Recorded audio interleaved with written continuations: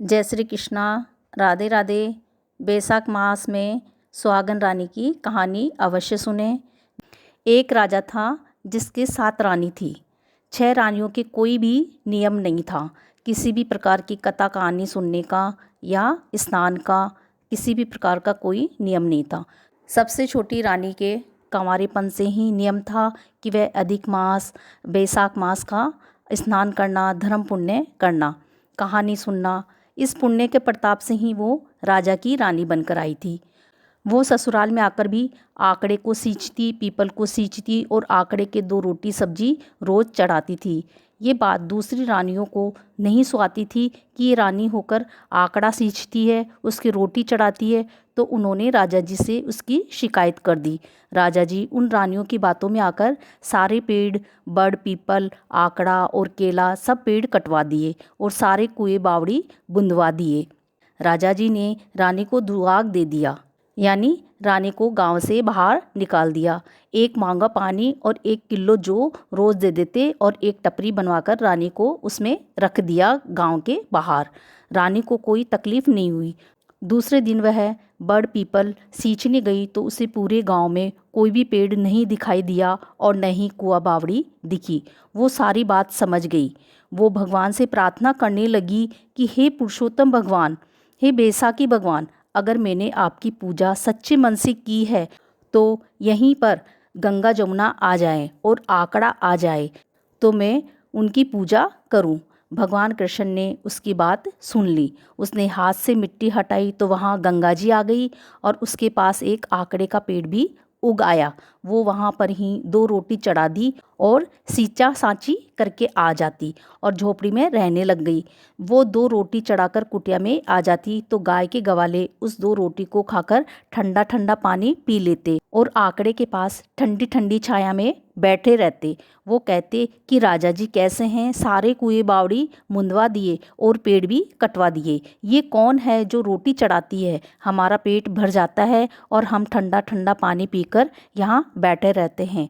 एक रोज राजा जी शिकार खेलने गए। वैसाख का महीना, कड़ाके की गर्मी, न तो कहीं रुकने के लिए पेड़ की छाया, न कहीं पानी पीने की जगह और न कहीं हवा। राजा जी ने सोचा कि आज तो मेरा जीवन बचना मुश्किल है। कोचवान से बोले, कोचवान तू देख, कहीं एक बूंद पानी की मिल जाए तो मेरे प्राण बच जाए। कोचवान देख के बोला, राजा जी यहाँ तो कहीं भी नहीं है। वहाँ थोड़ी दूर पर गंगा जी बह रही है, आकड़े का पेड़ है और गवाले बैठे हैं। आप कहो तो आपको वहाँ ले चलूँ। राजा बोला, तू मुझे कहीं भी ले चल, मेरे गले में पानी डाल, नहीं तो मैं मर जाऊँगा।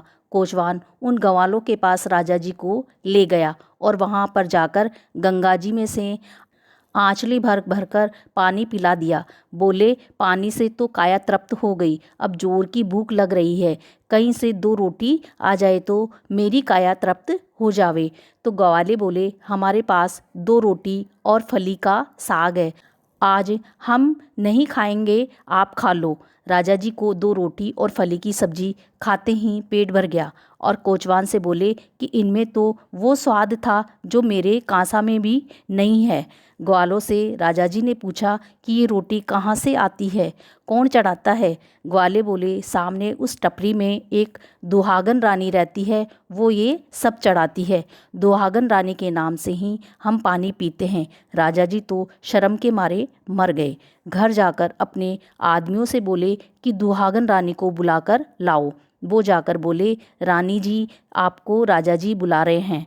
रानी को डर लगा कि घर से तो निकाल दिया, अब राजा जी बुलाकर क्या दंड देंगे। वो डरने लगी। वो आदमी बोले, डरो मत, आपको राजा जी बुला रहे हैं। वो महल में आई तो राजा जी ने हाथ पकड़कर पलंग पर बैठा लिया। राजा जी पूछने लगे कि तुम ये सब क्या करती हो? उसने कुंवारी से लेकर अब तक की सारी कहानी बता दी। राजा जी ने उन सब रानियों को दुहाग दे दिया और उस रानी को सुहाग दे दिया। उस रोज से उसको महल में रख लिया, वापस पेड़ लगवा दिए, कुएं बावड़ी खुदवा दिए। उस रोज से राजा रानी बैसाख नहाते, अधिक मास आता तो वो भी साथ साथ नहाते। सारी नगरी में हेला फिरा दिया कि सब बैसाख का महीना, पुरुषोत्तम का महीना नहावे, कहानी कहता सुनता हुकारा भरता, सबको कहानी का फल मिले। जय हो बैसाख का महीना की। जय श्री कृष्णा। राधे राधे।